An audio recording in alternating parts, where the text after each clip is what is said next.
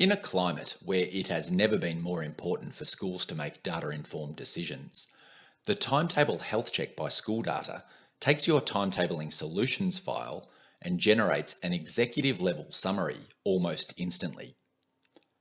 Our report draws data directly from the timetable file, the source of truth when it comes to allocating teachers classes, duties, replacements, and extras commensurate with their FTE. So when we say that your staffed face-to-face teaching load is equivalent to 65.7 full-time teacher loads, your staffed allowances equate to 17.5 loads, and 12.3 of these are positions of leadership, you can take these figures to the bank.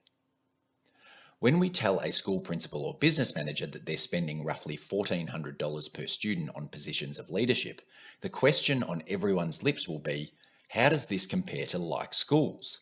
Well, the faster we can get this data into our engine, the faster we can produce like schools reports for the individual schools and regional reports for head office. Let's now look at some examples of how our customers have used these reports to inform their strategic planning. Whilst hypothetical for the sake of anonymity, each of these scenarios has been crafted from our actual experiences.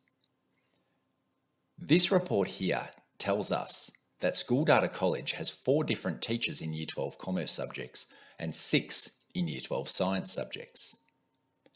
Down here we can see that the FTE of classes in Year 12 Commerce is 1.43, while 1.84 loads worth of science classes run at this school.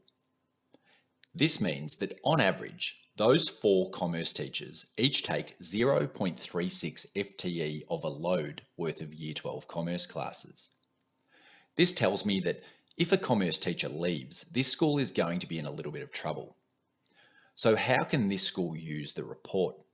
Well, my advice would be to prioritise recruiting commerce staff to spread the load during the next recruitment period, or consider upskilling some of the Year 10 and 11 commerce teachers to teach Year 12 classes. Thus, this table can shape the school's professional learning program. School leaders will know that Year 12 science is a broad term, and so we need to drill down into this 0.31 figure. The Year 10 to 12 teacher stocks report tells us there's only 1 psychology teacher, and they take 2/5 of a full load of Year 12 psychology classes. The same goes for Year 12 physics, and in the commerce learning area, Year 12 economics. Having this data at their fingertips empowers the school to start making some decisions surrounding upskilling, future-proofing, and contingency planning. The health check also gives you average class sizes that are actually accurate. What do we mean by this? Well, they are weighted to take into consideration frequency and period load. If you have a small Year 12 German class that runs 10 times per cycle, that costs the school a lot more than a small Year 8 dance class that runs 4 times a cycle. And so it should contribute to the weighted class average more, 2.5 times more. Likewise, a homeroom class that runs for 10 minutes shouldn't contribute to the class size average anywhere near as much as a class that runs for an hour. These weighted averages are displayed as a school-wide figure, by year level, or by faculty and year level.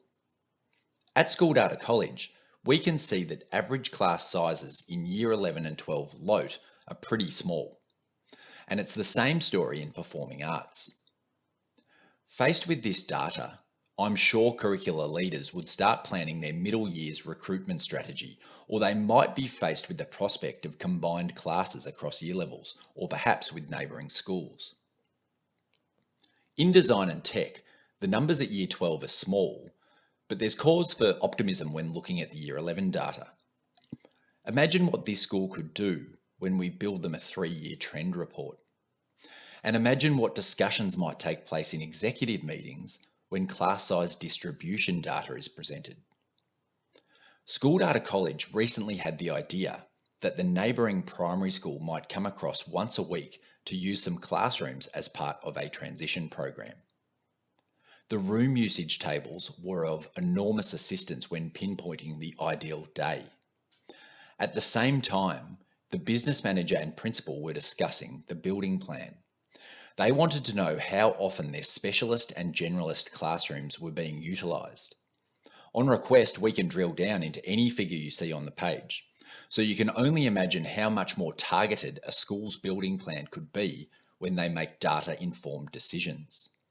Perhaps they'll use the yard duty load figures to see if their teachers are doing more duties than teachers at neighbouring schools. If a building program is about to start, they might consider better sightlines or building to allow more passive supervision, so teachers aren't burdened with quite as many duties. There are countless ways that accurate data can help schools maximise their efficiency and create an environment that attracts the best teachers and facilitates optimal student learning.